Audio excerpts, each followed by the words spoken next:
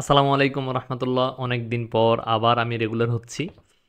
তো আজকে আলোচনা করব ওয়েবসাইট ডিজাইন কি। আচ্ছা, আপনি কি কখনো ভেবে দেখেছেন যে আপনি ফেসবুক ব্যবহার করেন, ইউটিউব বা গুগলে বিভিন্ন দিনে সার্চ দেন, এই যে জিনিসগুলো কিভাবে এত এঙ্গেজিং হয়, কিভাবে এত সুন্দর হয়, তো এইটার আসলে ম্যাজিকটা কি? তো আসলে এটা কোনো ম্যাজিক না, এটার সব কিছুর মেইন হচ্ছে যে এটার ডিজাইনের যে প্যাটার্ন, সেই জিনিসটা, এটা ডিজাইন কেমন হবে, এটাকেই বলে, যেটা আপনি দেখেন এমন ফিল করেন, এটাই হচ্ছে ওয়েবসাইট ডিজাইন। ওয়েবসাইট ডিজাইন আসলে কি? যদি খুব সহজ ভাষায় বলতে চাই যে ওয়েবসাইট ডিজাইন কি, সেটা হচ্ছে যে একটা ওয়েবসাইট যেটা আপনি দেখেন এবং ফিল করেন এবং সেটা ব্যবহার করতে আপনার ভালো লাগে। এই যে প্রসেসগুলা, এটাই হচ্ছে মেইনলি ওয়েবসাইট ডিজাইন। ওকে। তো ওয়েবসাইট ডিজাইনটা আমরা হচ্ছে যে দোকানের সাথে আমরা কম্পেয়ার করতে পারি। একটা দোকানের লুক অ্যান্ড ফিল কেমন হবে, এটা আসলে খুবই গুরুত্বপূর্ণ। আচ্ছা, আপনি চিন্তা করেন তো, কোনো একটা দোকানে গেলেন, ২ টা দোকান আপনি চিন্তা করেন। একটা হচ্ছে আপনার অর্গানাইজড, সুন্দর, আ ওয়েলকামিং বা ওয়ার্মিং। আরেকটা হচ্ছে যে আপনার তেমন ডিজাইন না, জাস্ট এমনি। তো আপনি কোন জায়গায় বেশি টাইম স্পেন্ড করবেন? অবশ্যই যেটা সুন্দর, গোছালো, লাইটিং ঠিক আছে বা এনভায়রনমেন্টটা সুন্দর, ওই জায়গায় আপনি বেশি টাইম স্পেন্ড করবেন। ঠিক একইভাবে আপনার ওয়েবসাইটটাও তেমন। আপনার যদি ওয়েবসাইটের ডিজাইনটা ঠিকঠাক মতো না হয়, তাহলে কখনোই আপনার যে ভিজিটর্স আছে বা আপনার পটেনশিয়াল কাস্টমার আছে, তারা কখনোই এখানে বেশিক্ষণ স্টে করবে না। এজন্য আপনার ওয়েবসাইট ডিজাইনটা খুবই গুরুত্বপূর্ণ। ওয়েবসাইট ডিজাইন করার ক্ষেত্রে আমাদের কোন কোন জিনিসগুলো মাথায় রাখতে হবে? আমাদের যে জিনিসগুলো মাথায় রাখতে হবে তার মধ্যে অন্যতম হচ্ছে যে তার লেআউটটা কেমন হবে, নেভিগেশন কেমন হবে। নেভিগেশন বলতে কোন জিনিস কোথায় থাকবে, যেমন একটা দোকানের মধ্যে কাপড়ের দোকানের কাপড় কোথায় থাকবে, তারপর হচ্ছে যে আপনার শিশুদের জিনিস কোথায় থাকবে, ইয়াংদের জিনিস কোথায় থাকবে, এই জিনিসগুলো যেরকম থাকে ওয়েবসাইটের ক্ষেত্রেও বিভিন্ন জিনিস কোন কোন জায়গায় থাকবে, মেনু কোথায় থাকবে, লোগো কোথায় থাকবে, তারপর হচ্ছে যে আপনার অফারটা কোথায় থাকবে, এই জিনিসগুলো মেক শিওর করা। তারপর হচ্ছে যে আপনার কালার সম্পর্কে আপনার আইডিয়া থাকতে হবে। শুধুমাত্র একটা কালার দিলে তো হবে না। ব্র্যান্ডের সাথে যায় কিনা বা ক্যাটাগরির সাথে যায় কিনা। মনে করেন আপনি হেলথ কেয়ারের মধ্যে রেড কালার দিলে তো হবে না। হেলথ কেয়ারের জন্য একটা যে কালার আছে, যেমন আপনি গ্রিন রাখতে পারেন, ওইটা যায়। তারপর হচ্ছে যে ব্লু রাখতে পারেন, সেটাও যায়। তো এইভাবে হচ্ছে আপনার কালারের দিকে মনোযোগ দিতে হবে। এরপর যে জিনিসটা মাথায় রাখতে হবে সেটা হচ্ছে যে আপনার টাইপোগ্রাফি।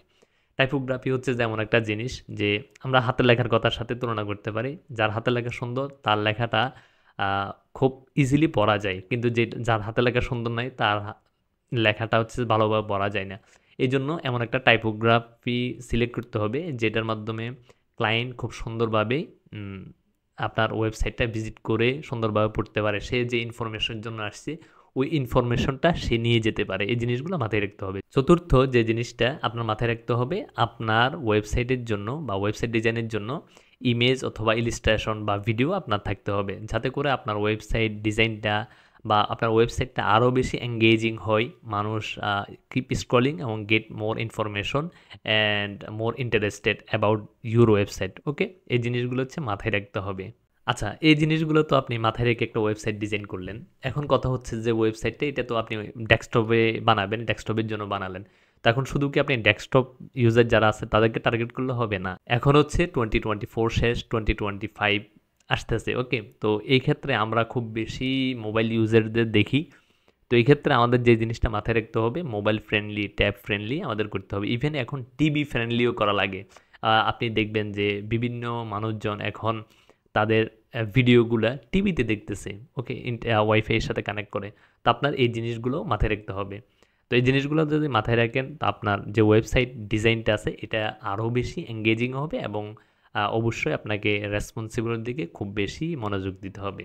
সবচেয়ে মজার বিষয় কি জানেন? যে ওয়েবসাইট ডিজাইন করার জন্য আপনাকে কোনো কোডিং এক্সপার্ট হতে হবে না। আপনি বিভিন্ন ধরনের টুল আছে, যেমন ফিগমা, উইক্স, ওয়ার্ডপ্রেস দিয়ে করলে আপনি এলিমেন্টর, এই টুলসগুলো ব্যবহার করে আপনি আপনার ওয়েবসাইট ডিজাইন জার্নিটা কিন্তু খুব ইজিলি শুরু করতে পারেন। আর আপনি যদি এর সাথে কোডিং শিখতে পারেন, তার মধ্যে অন্যতম হচ্ছে যে HTML, CSS, যদি জাভাস্ক্রিপ্টটাও অ্যাড করতে পারেন, তাহলে আর কি বলবো, আ ক্ষীরের মতো একটা ব্যাপার হবে আরকি। ওকে? তো আপনি এই জিনিসগুলো আপনার মাথায় রাখতে পারেন।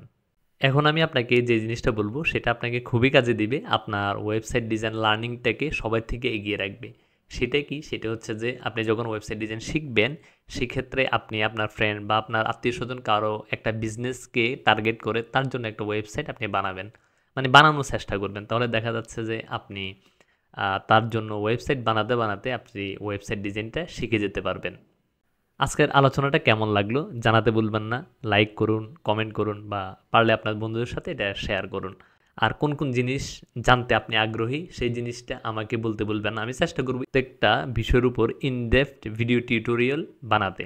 তো আর দেরি কেন? আপনারা হচ্ছে যে কমেন্ট করে আমাকে জানান। আপনি যদি ওয়েবসাইট ডিজাইনের A to Z শিখতে চান তাহলে আপনি আমাকে মেসেজ করুন। আমার সাথে 1 by 1 কনসাল্টেন্ট করতে পারেন। তো আজকে এই পর্যন্তই। সবাই ভালো থাকবেন। আসসালামু আলাইকুম।